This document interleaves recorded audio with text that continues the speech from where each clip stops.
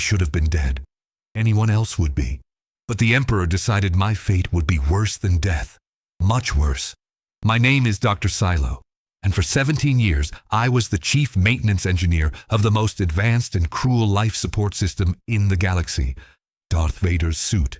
There is no honor in the title, only guilt, because I saw things no human being should witness. I saw the man inside the machine. I saw what remains of him. And most importantly, I saw what he suffers every single second, every forced breath, every agonizing movement inside that black metal prison. People see Vader as a monster, an absolute symbol of terror that looms over the galaxy like a living shadow. They hear that mechanical breathing, that dragging and piercing sound that announces his arrival, and feel their hearts freeze. What they don't know, what nobody outside the Emperor's innermost circle knows, is that this breathing isn't an aesthetic choice. It's the sound of constant agony. It's the noise of a man being kept alive against all natural odds, against his own will, perhaps. The first time I was summoned for a maintenance session, I thought it would be an honor. Working directly with Emperor Palpatine's right hand seemed like the pinnacle of any scientific career. I was taken to a secured medical facility deep within the Imperial Palace on Coruscant. The corridors were empty, the lights dim, everything designed to create an atmosphere of absolute secrecy. 2 royal guards escorted me in complete silence. Their presence alone made my hands tremble slightly. When the reinforced door opened, the temperature dropped instantly. The chamber was kept at precisely 14 degrees Celsius. Not for comfort, I would later learn, but because Vader's burned skin couldn't regulate temperature properly anymore. The suit had to do it for him, and extreme cold helped reduce the constant inflammation of his ravaged tissue.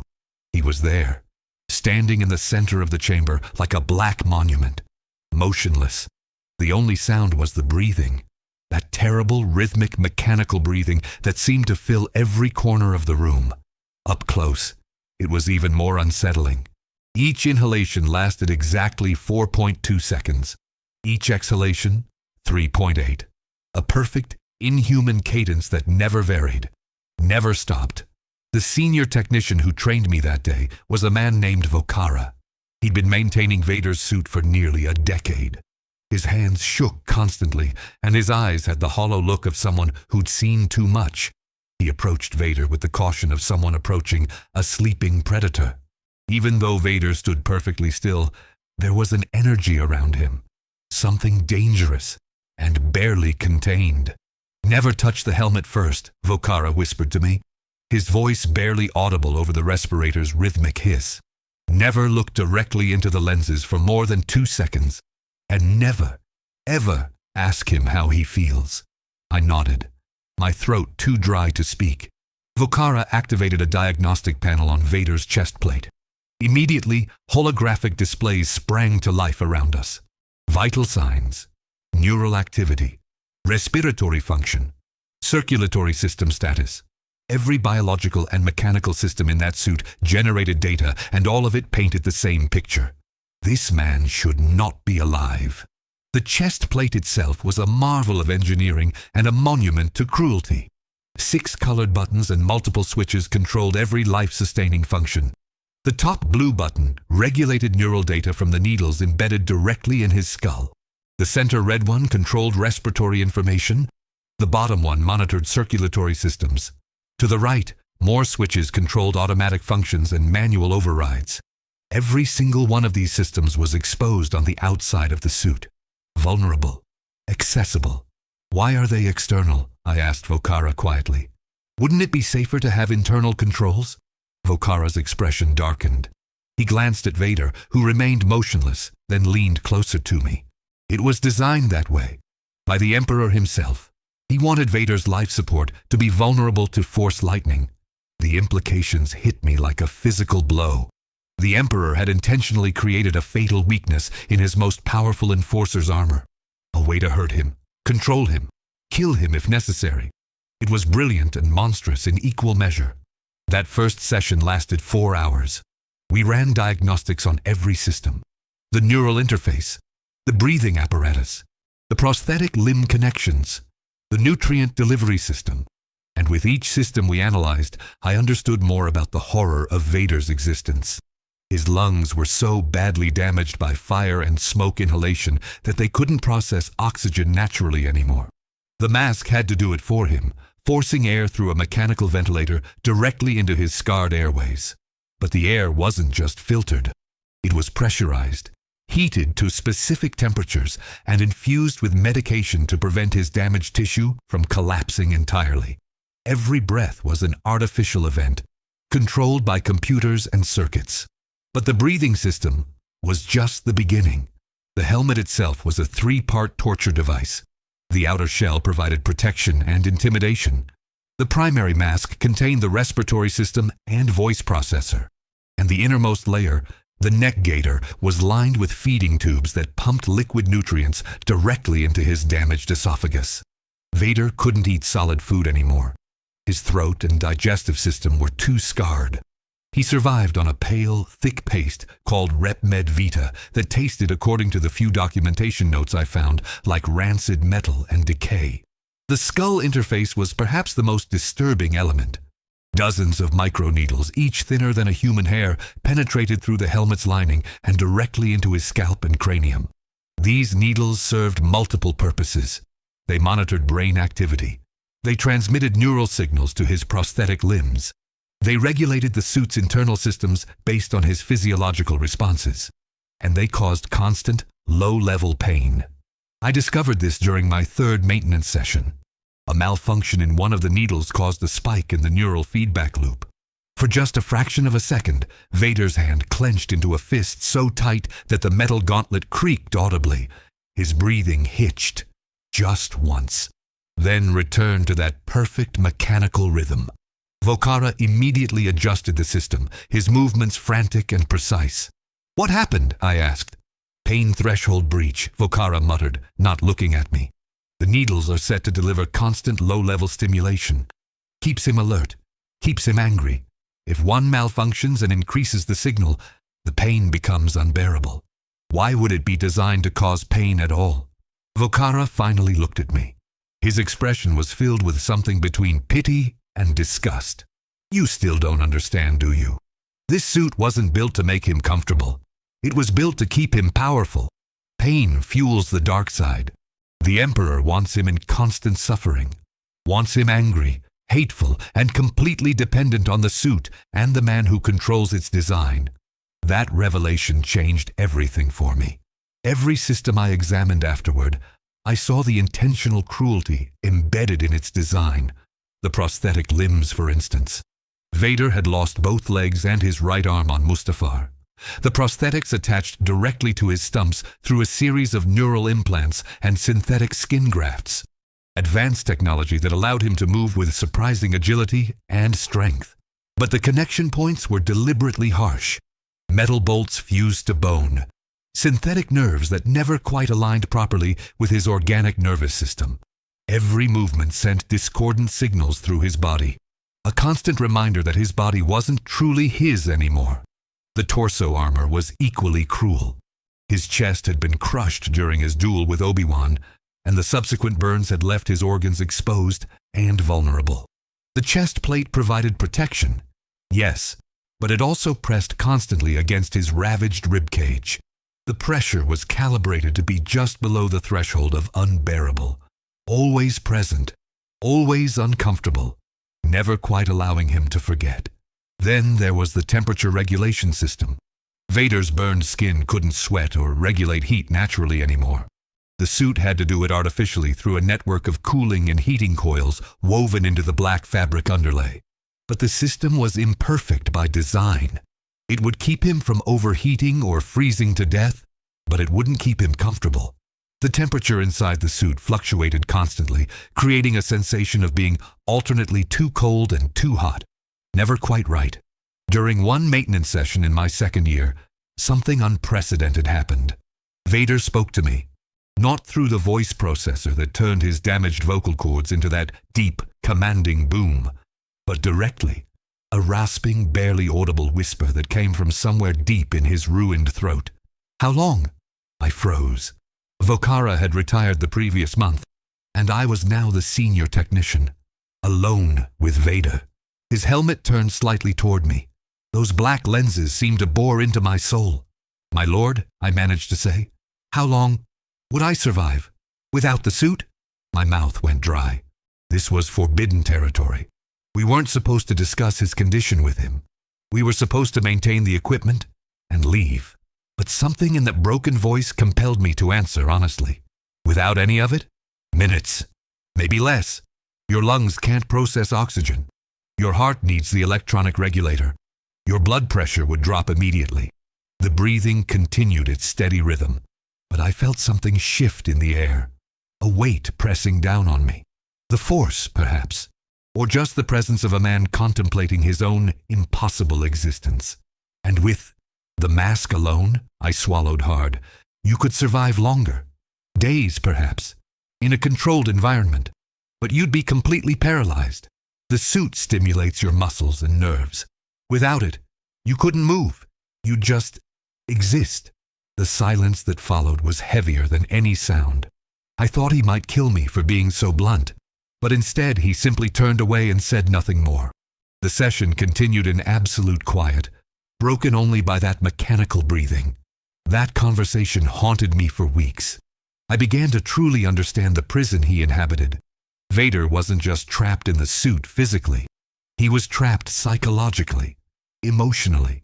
Every moment of his existence was defined by pain, by dependence, by the knowledge that freedom was impossible. Death was impossible too. The Emperor wouldn't allow it. The suit wouldn't allow it. He was locked in a state of perpetual torment with no escape. The waste management system was another layer of humiliation I discovered. Because Vader consumed only liquid nutrients, his body produced very little solid waste. But what little there was had to be managed by the suit. A complex network of tubes and collection pouches hidden beneath the armor handled all biological functions. It was efficient, it was necessary, and it was degrading. Even the most basic human dignity had been stripped away from him. I also learned about the optical system in his helmet. Vader's eyes had been severely damaged on Mustafar. The heat had scarred his retinas, leaving him nearly blind. The helmet compensated with advanced lenses that provided enhanced vision across multiple spectrums. He could see in complete darkness using infrared. He could detect heat signatures through walls. He could even see electrical currents and energy fields invisible to normal eyes. His vision was technically superior to any natural humans, but it came at a cost. The lenses had to be calibrated constantly, and any misalignment caused severe headaches and visual distortions. More pain. Always more pain. Then there was the voice processor. Vader's vocal cords had been destroyed by smoke and flame. What remained of his throat was a twisted mass of scar tissue that couldn't produce intelligible speech. The processor implanted in his chest translated neural signals into sound, giving him that iconic deep voice.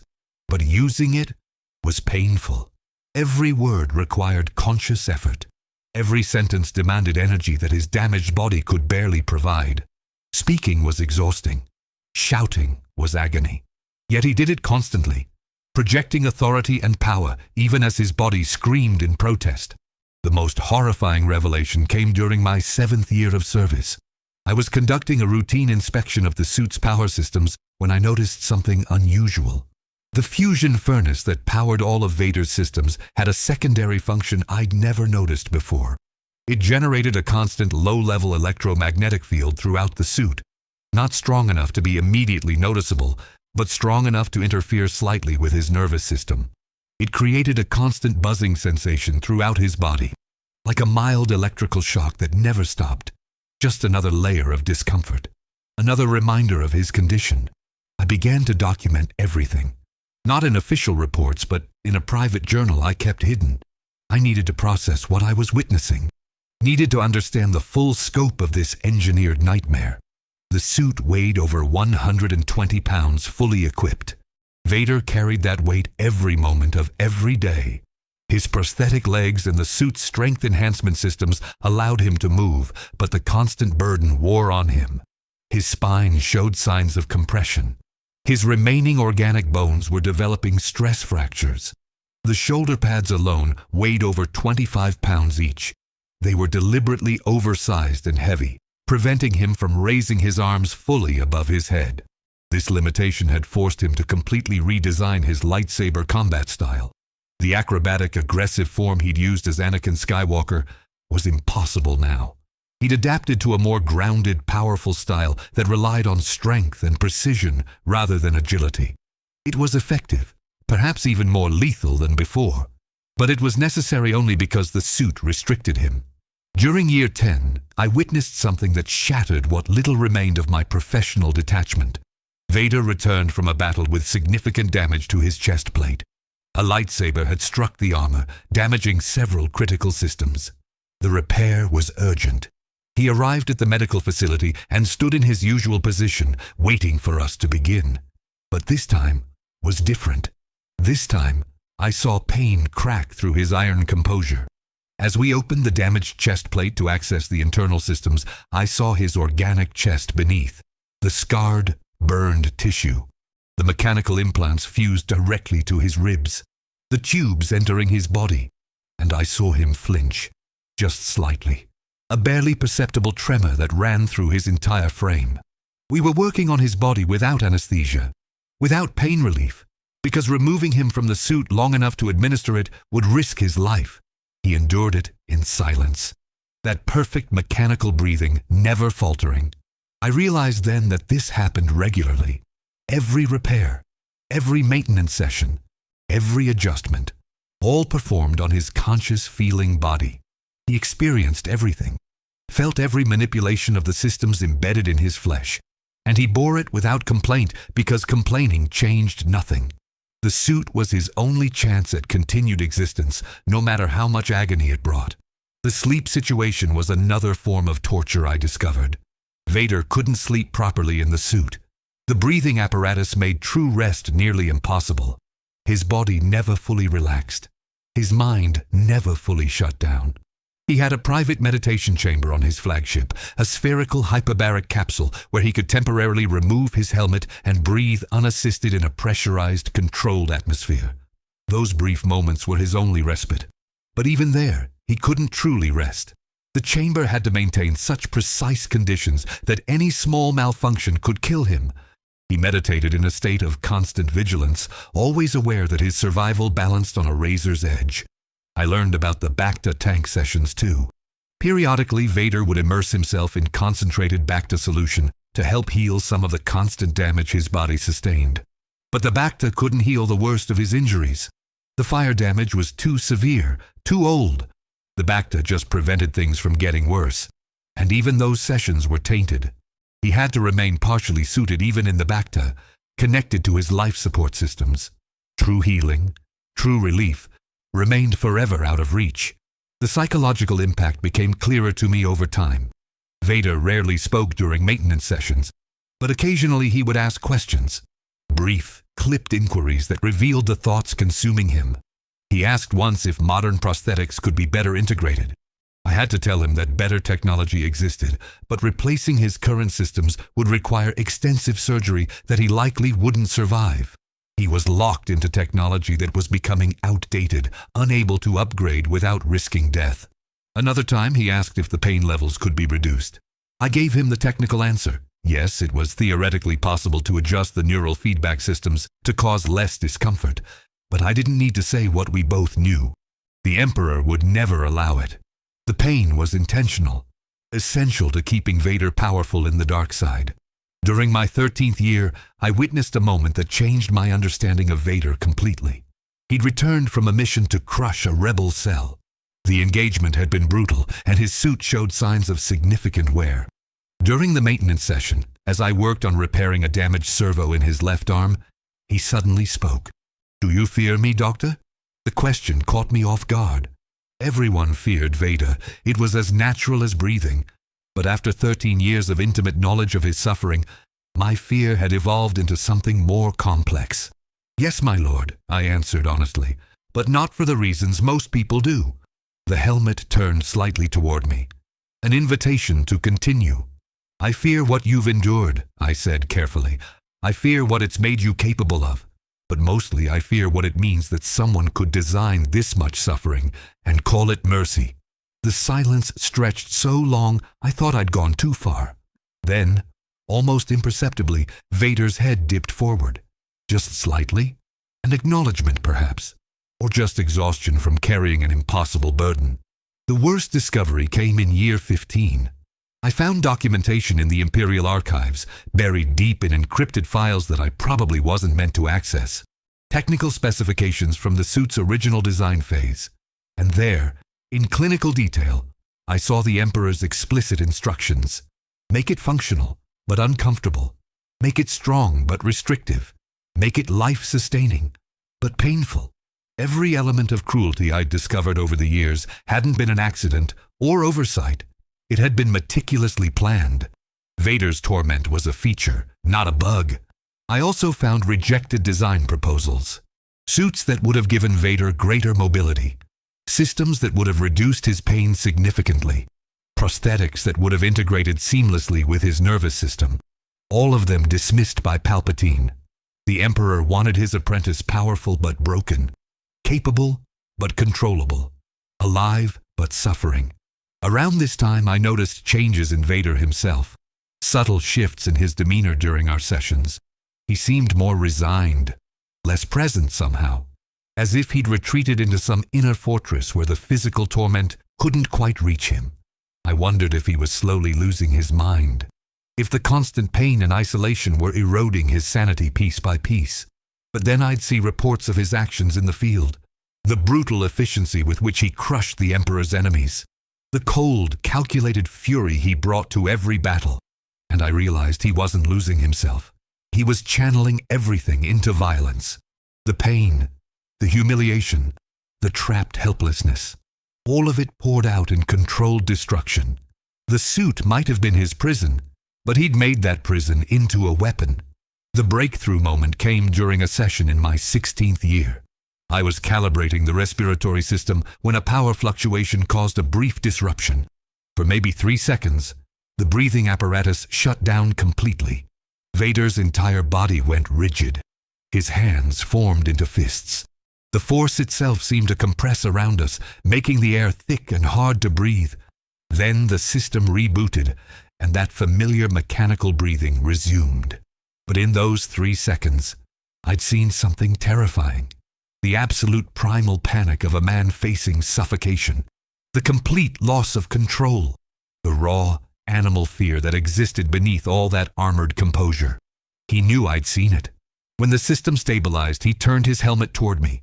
For a long moment, neither of us spoke. Then, in that deep, processed voice, he said something that would haunt me forever. Every day, Doctor. Every single day, I experience that moment. The moment before the suit catches me. The moment when I'm falling into darkness and there's nothing to hold on to. The suit saves me. And then it begins the torture again. An endless cycle of death and resurrection. That is my existence. I had no response. What could I possibly say? I continued my work in silence, but those words echoed in my mind for weeks afterward. Vader wasn't just living with pain. He was living with constant, recurring trauma. Every breath was a near-death experience, followed by temporary salvation. Thousands of times a day. Millions of times a year. For nearly 2 decades. The final pieces of understanding came in my 17th year. I'd been granted access to medical records from immediately after Mustafar. The initial assessments were horrifying. 3rd-degree burns over approximately 75% of his body. Thermal damage to both lungs severe enough that tissue had actually carbonized. Multiple limb amputations. Severe damage to his throat, face, and scalp. Partial blindness. And neurological trauma from oxygen deprivation during the critical minutes before he was retrieved. Any one of these injuries should have been fatal. Combined, they created a medical impossibility. Yet he survived. Because the Emperor wouldn't let him die. Emergency medical droids had worked for hours, pumping him full of drugs, grafting synthetic tissues, installing temporary systems just to keep his brain oxygenated. And then they'd built the suit. A mobile tomb that would preserve what remained of Anakin Skywalker and transform him into Darth Vader. I found psychological evaluations too. Secret assessments conducted by imperial psychiatrists who'd never met Vader but analyzed his behavior from a distance. They described symptoms consistent with severe post-traumatic stress, chronic pain disorder, depression, and dissociative symptoms. In other words, the suit was keeping a profoundly traumatized and mentally unstable man alive and operational through a combination of technological intervention and what could only be described as torture-based conditioning. The dark side sustained him too, of course. His connection to the Force, channeled through rage and pain, provided strength that no human body should possess. But the Force wasn't healing him. It was just allowing him to function despite catastrophic damage. He was essentially running on fury and willpower, with the suit providing the minimum necessary biological support. During one of my final sessions with him, I made a decision that could have cost me my life. As I completed the maintenance checklist, I deactivated the monitoring systems and spoke to him directly. "My lord, I've served as your primary maintenance engineer for nearly 2 decades. In that time, I've learned more about your condition than perhaps anyone except the Emperor. And I want you to know something." He stood perfectly still, waiting. "What was done to you," I continued, my voice shaking slightly, "was evil. Not the burns, not the injuries, but this." I gestured at the suit. "This deliberate perpetuation of suffering, this engineered torment. You deserved better. You deserve better now." The silence that followed was absolute. I was certain I'd crossed a line that would result in my immediate death. But instead, Vader spoke quietly. "I know, Doctor. I have always known." Those simple words carried more weight than any threat. He was aware, completely, painfully aware of what had been done to him. And he endured it anyway because the alternative was non-existence. Because some small part of him, buried beneath layers of rage and scar tissue, still clung to a life that had long ago become unbearable. "I killed the man who hurt you most," he continued after a moment. "The Jedi who left me burning. But the man who sealed me in this prison, he remains beyond my reach. The Emperor." He meant Palpatine. The one who saved him only to enslave him. The one who kept him alive and in agony. The one he served with absolute loyalty despite knowing the truth. The contradiction was staggering. But then everything about Vader was contradiction. A man who was mostly machine. A victim who was a perpetrator. A slave who commanded armies. I finished my work that day knowing it would probably be my last session with him. I'd crossed too many professional boundaries. Said too much. Seen too much. A week later, I was transferred to a remote research facility in the Outer Rim. A promotion, officially. A silencing, realistically. They wanted me away from Vader. Away from the truth I'd assembled over 17 years. But before I left, I compiled everything I'd learned into this account. Not in official records that could be destroyed or classified beyond reach, but in my own words, my own observations, because someone needs to know. Someone needs to understand what Darth Vader really is. Not a monster, not a machine, but a man who suffers more in a single day than most beings endure in a lifetime. A man trapped in a hell designed by the person who claimed to save him. The galaxy fears Vader's power. They should fear what created that power. The Empire built a weapon out of human misery. They took a broken man and engineered his agony into strength. Every planet he conquers, every rebel he destroys, every life he takes, it's all fueled by the constant, unending torment of simply existing inside that black armor. I've spent 17 years maintaining a torture device disguised as life support. I've kept a man alive who probably should have been allowed to die with dignity on Mustafar. And I've done it all in service to an empire that views suffering as a resource to be exploited. That's my legacy. That's my sin. But at least now, someone knows the truth. When you see Darth Vader, when you hear that terrible mechanical breathing, when you feel that primal fear his presence creates, remember this. You're not just seeing a Sith Lord. You're seeing the end result of the most sophisticated torture ever devised. A man kept in perpetual agony, weaponized through pain, and forced to serve the very person who orchestrated his suffering. That breathing you hear, it's not just a respirator. It's the sound of a man drowning in air, suffocating while breathing, dying while alive, over and over and over again, every 4.2 seconds, for nearly 20 years. And the Emperor calls it mercy. I hope someone someday finds a way to set him free. Whether that means healing or death, I no longer know. But what I do know is this: no being, no matter what they've done, deserves what Darth Vader endures. The suit may have given him power, but it took something far more valuable. It took every moment of peace he might have had, every instant of comfort, every possibility of healing, and replaced it all with endless, calculated suffering. That's the horrifying truth inside Darth Vader's suit. Not just metal and circuits and failing organs, but a prison of pain from which there is no escape.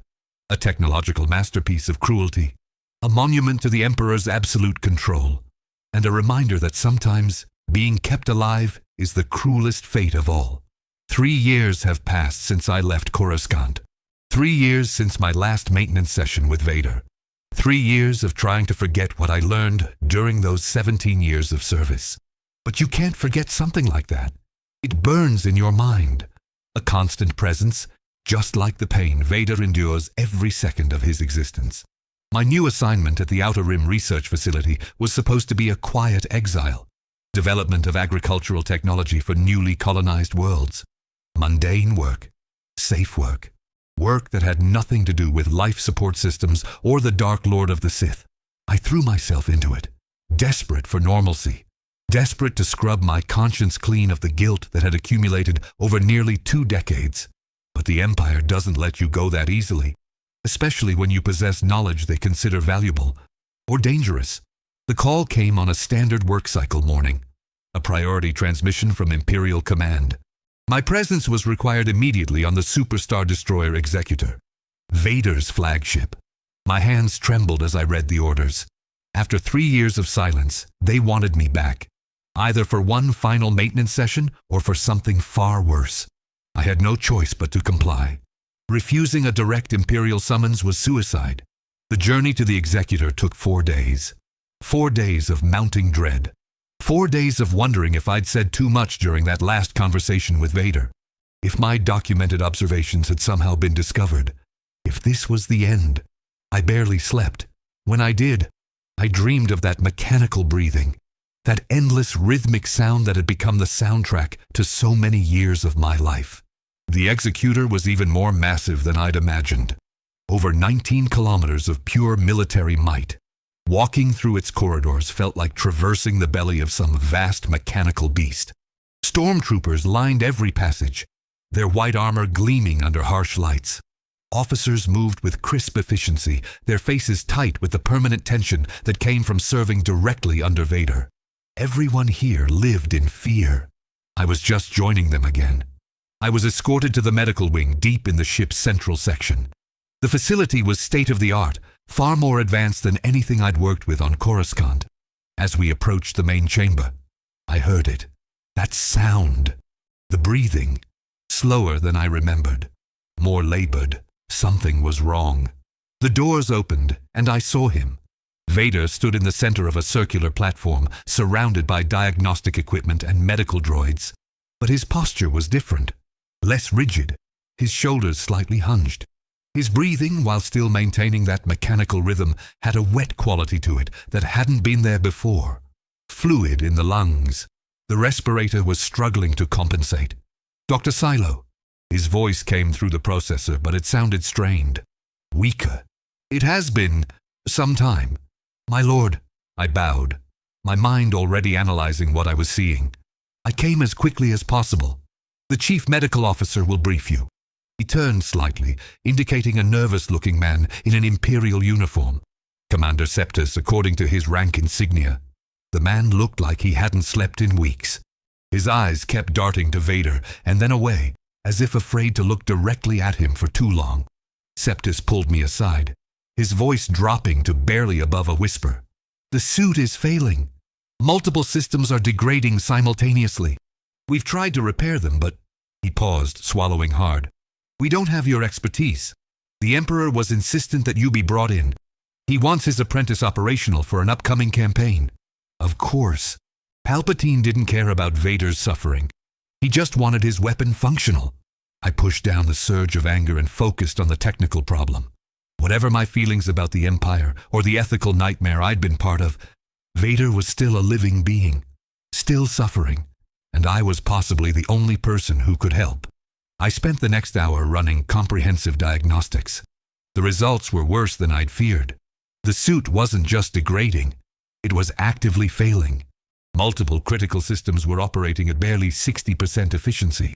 The breathing apparatus had developed microfractures that were allowing moisture to accumulate in the tubes. The neural interface needles were corroding, causing signal disruptions that manifested as random pain spikes. The prosthetic connections were losing calibration, making movement increasingly difficult. And the chest plate power distribution system was experiencing cascading failures that threatened to shut down life support entirely. "How long has this been progressing?" I asked Septus.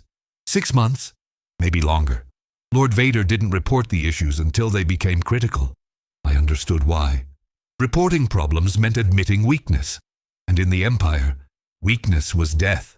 Vader had endured worsening conditions in silence rather than show vulnerability.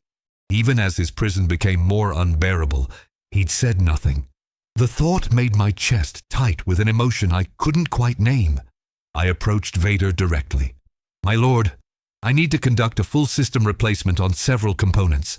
The work will take approximately 12 hours and will require you to be in a vulnerable position for most of that time. Do I have your permission to proceed?" The helmet turned toward me. Through those dark lenses, I felt him studying me, evaluating, remembering our last conversation 3 years ago. Finally, he nodded once. "Proceed." What followed was the most intense maintenance session I'd ever conducted.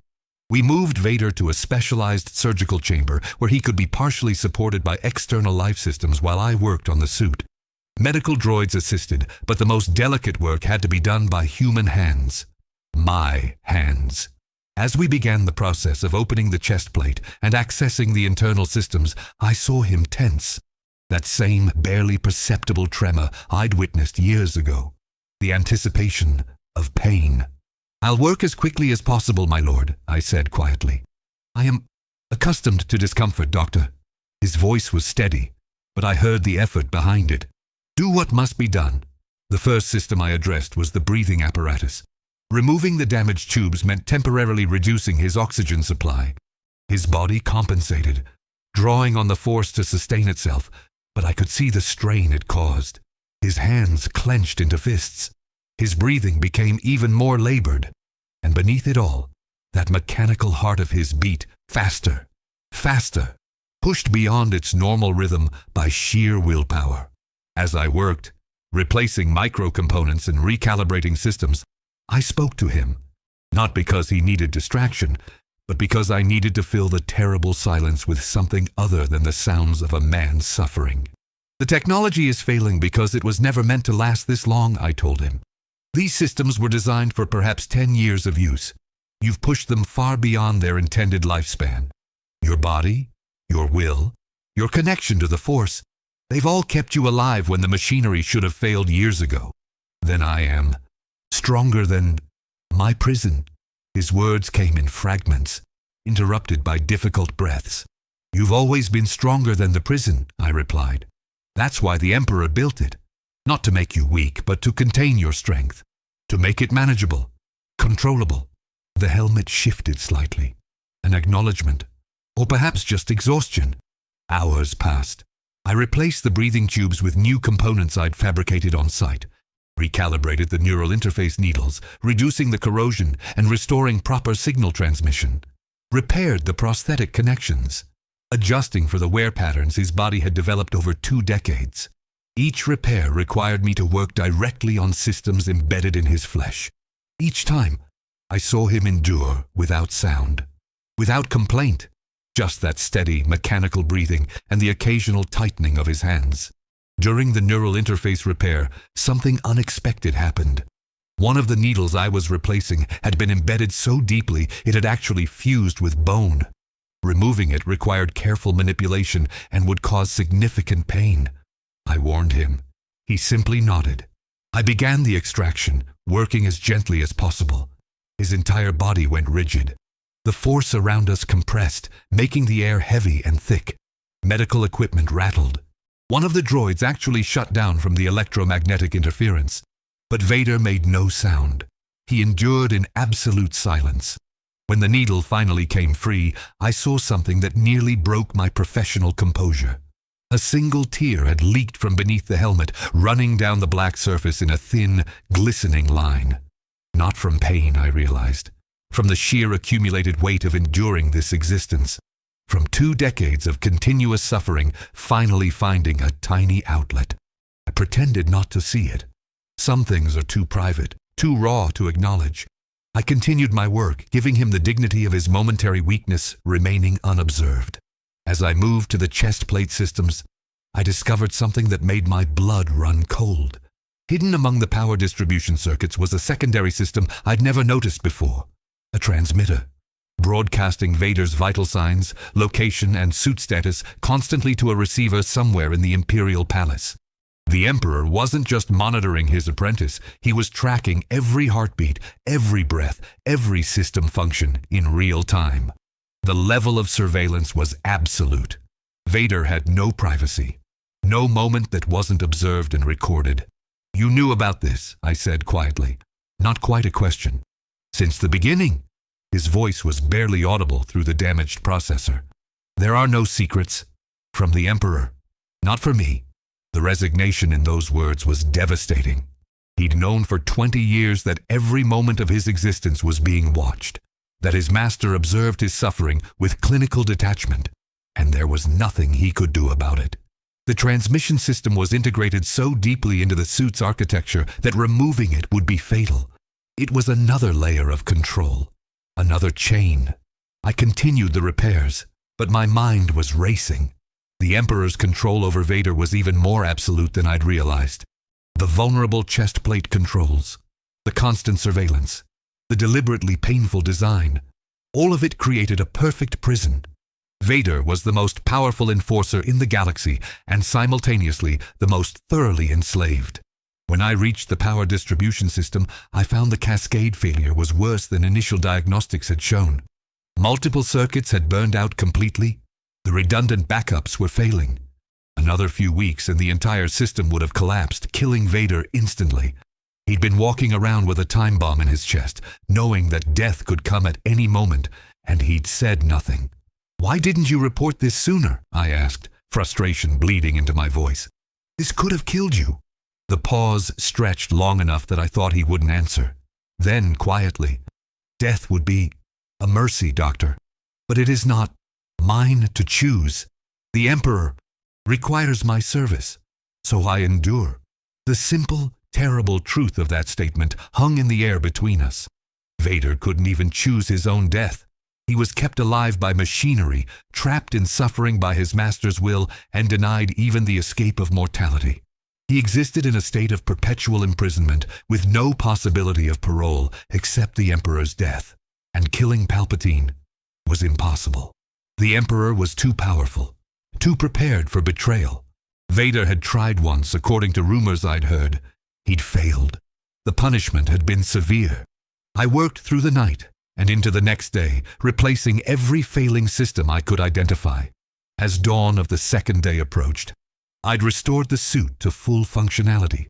The breathing was steady again, that familiar 4.2-second rhythm. The neural interfaces were clean and precise. The prosthetics responsive. The power system stable. Vader was as operational as I could make him, as comfortable as he would ever be in his metal prison. As I prepared to close the chest plate for the final time, I made a decision. I adjusted one of the neural feedback systems, reducing the pain signal by approximately 15%. Not enough to be immediately noticed by Imperial monitoring. Not enough to significantly weaken his connection to the dark side. But enough to provide a small, barely perceptible reduction in his constant suffering. It was the only act of mercy I could offer. A tiny rebellion against the cruelty embedded in every circuit. I sealed the chest plate and stepped back. "The repairs are complete, my lord. All systems are functioning at optimal capacity. You should experience improved respiratory function and reduced neural interference." Vader stood, testing his movements. His body moved with a fluidity I hadn't seen in years. The degraded systems had been limiting him more than he'd shown. Now, restored to full function, he was terrifying again. The force around him felt sharper, more focused. The most dangerous weapon in the galaxy was back at full power. "Your work is satisfactory, Doctor." He turned to face me fully. "Better than satisfactory. You have my gratitude." Coming from Vader, those words were extraordinary. He didn't thank people. He commanded them, used them, killed them when they failed. But he was thanking me, acknowledging what I'd done. "There's one more thing, my lord." I kept my voice carefully neutral. "I made a minor adjustment to your neural feedback system. Nothing that will affect your capabilities or register on Imperial monitoring, but you may notice a slight reduction in ambient discomfort." The helmet tilted slightly. He understood what I'd done, what I was risking by doing it. For a long moment he said nothing. Then, so quietly I almost didn't hear it, "You are a good man, Dr. Silo. An increasingly rare trait in this empire." Before I could respond, Commander Septus entered the chamber. "My lord, the Emperor is requesting a status update on your repairs. He wishes to know if you'll be operational for the campaign." The moment of connection shattered. Vader straightened, his posture shifting back to that rigid military bearing. The brief vulnerability vanished behind the mask of the Dark Lord. "Inform the Emperor that I'm fully operational and ready to serve." His voice had regained that deep, commanding quality. No trace of the suffering I'd witnessed remained. Septus bowed and retreated. Vader turned back to me one final time. "You will return to your assignment in the Outer Rim. Your expertise is valuable to the Empire. See that you remain useful." It was a dismissal, but also a warning. Stay valuable. Stay necessary. Stay alive. In his own way, he was protecting me, making sure I wouldn't be disappeared for knowing too much. As long as I remained the only person who truly understood his suit, I was untouchable. The Emperor needed me alive to maintain his weapon. I gathered my equipment and prepared to leave. As I reached the door, I looked back one last time. Vader stood in the center of the chamber, a black monolith of power and pain. That mechanical breathing filled the space. And for just a moment, I saw him not as Darth Vader, Dark Lord of the Sith, but as Anakin Skywalker, a man who'd been broken and reshaped into a weapon, a human being trapped in a nightmare he couldn't escape. "May the Force be with you, my lord," I said quietly. The helmet turned slightly toward me, an acknowledgement. Then I left, and the doors sealed behind me with a hydraulic hiss. The return journey to the Outer Rim gave me time to process everything I'd experienced. The deterioration of the suit, the hidden surveillance, the absolute control the Emperor maintained, and that single tear that had escaped from beneath Vader's helmet. That tiny moment of human vulnerability in a man most of the galaxy considered a monster. I understood now, more clearly than ever, the true horror of Vader's existence. It wasn't just the physical pain, though, that was immense. It wasn't just the dependency on the suit, though that was absolute. It was the complete erasure of agency. Vader couldn't choose comfort, couldn't choose privacy, couldn't even choose death. Every aspect of his existence was controlled by someone else. He was less a person and more a thing, a tool wielded by the Emperor, a weapon with just enough consciousness left to suffer. And yet, he endured. Day after day, year after year, he carried the impossible burden of his existence and used it as fuel. The pain that should have destroyed him made him powerful. The suffering that should have broken his mind sharpened it instead. He took everything the Emperor had done to him and transformed it into strength. Not because he wanted to serve, but because serving was his only option, and he refused to do it weakly. That was perhaps the most terrifying realization of all. Vader wasn't powerful despite his suffering. He was powerful because of it. The Emperor had built the perfect weapon by creating the perfect prison. Every moment of agony, every breath of mechanical air, every spike of pain from the neural needles, it all fed into Vader's connection to the dark side. His torture was his power source. His prison was his strength. Weeks passed after I returned to my facility. I threw myself into work again, but everything felt hollow now. I'd seen too much, understood too much. I couldn't pretend anymore that I was just a scientist doing necessary work. I was complicit in one of the greatest acts of cruelty in galactic history.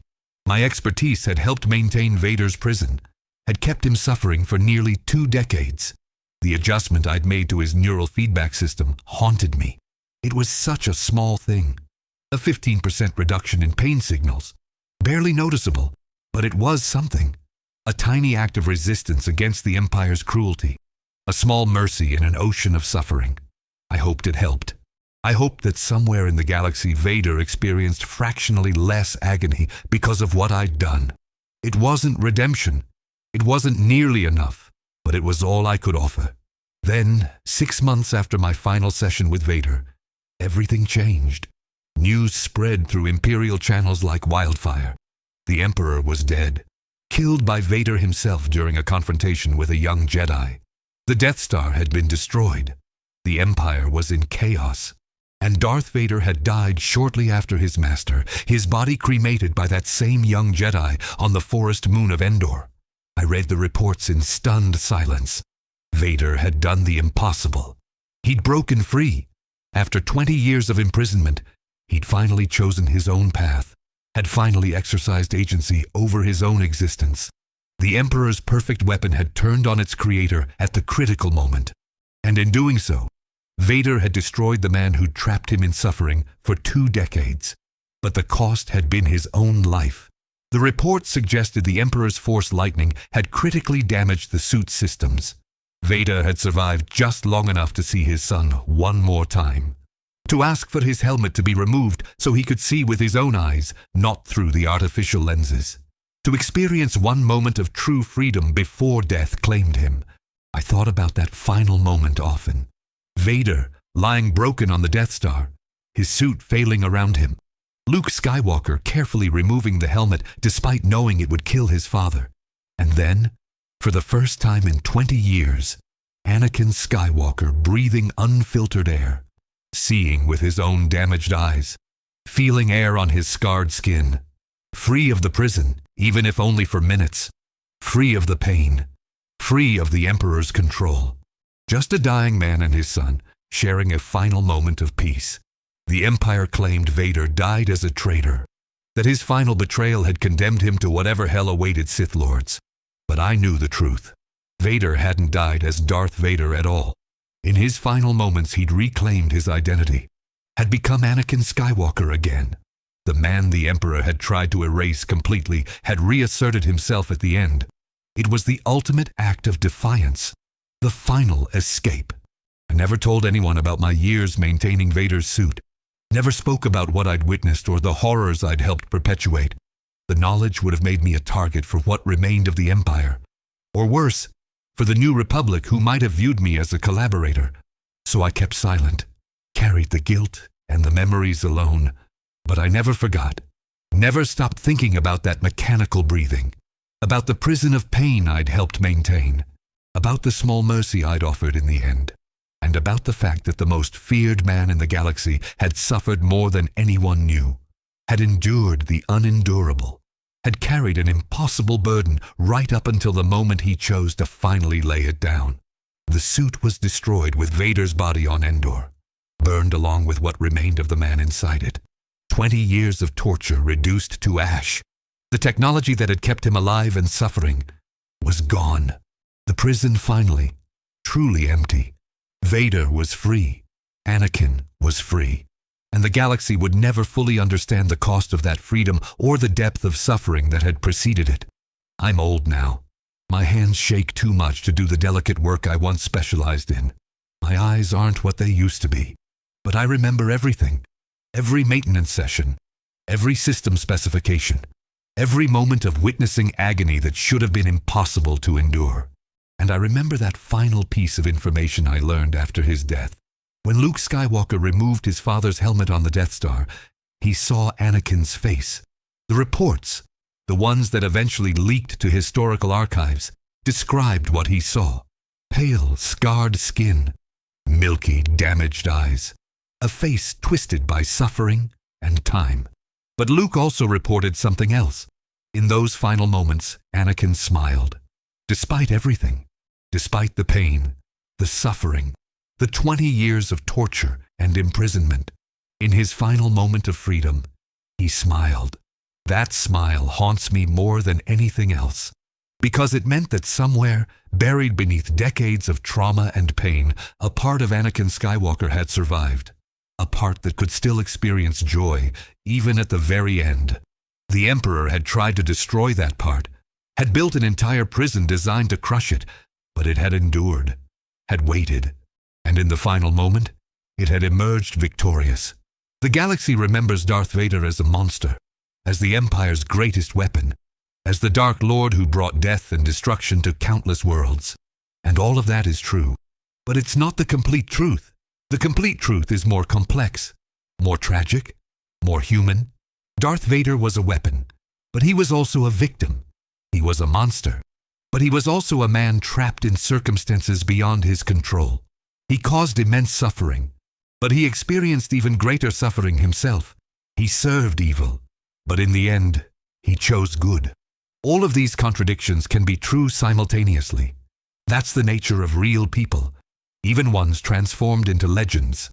My final thought, the one that brings me something close to peace, is this. Vader is gone now. The suit is destroyed. The prison is empty. Whatever afterlife exists, whatever the Force holds for those who pass into it, Anakin Skywalker faces it free of pain, free of the mechanical breathing, free of the needles and the tubes and the constant agony. Just a spirit, unburdened by the physical prison that defined his existence for so long. And if there's any justice in the universe, any mercy in the Force, then that spirit is finally, truly at peace. The most horrifying life in the galaxy finally, mercifully, over. The man inside the machine finally free. That's my hope. That's what I choose to believe. Because after 17 years of maintaining a torture device disguised as life support, I need to believe that the suffering eventually ended. That the prison was finally, permanently opened. That Anakin Skywalker found the peace in death that was denied to him in life. The mechanical breathing has stopped. The suit is silent. The horror is over. And somewhere in the Force, I hope, a man finally rests.